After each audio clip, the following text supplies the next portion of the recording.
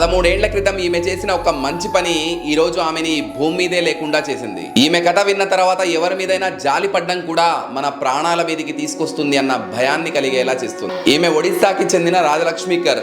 భర్త చనిపోయిన ఈమె 13 ఏళ్ల క్రితం రోడ్డు పక్కన కనిపించిన ఒక 3 రోజుల పసికందును చూసి అయ్యో పాపం అనుకొని అక్కున చేర్చుకుంది.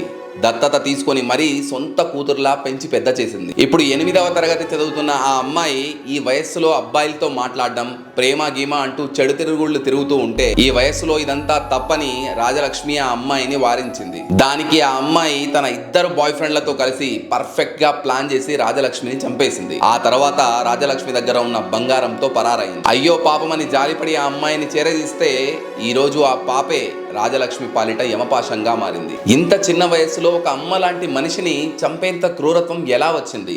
ఇది వింటుంటేనే ఒళ్ళు జలధరిస్తుంది. దీని మీద మీ అభిప్రాయం ఏంటో కూడా ఖచ్చితంగా కమెంట్ చేయండి.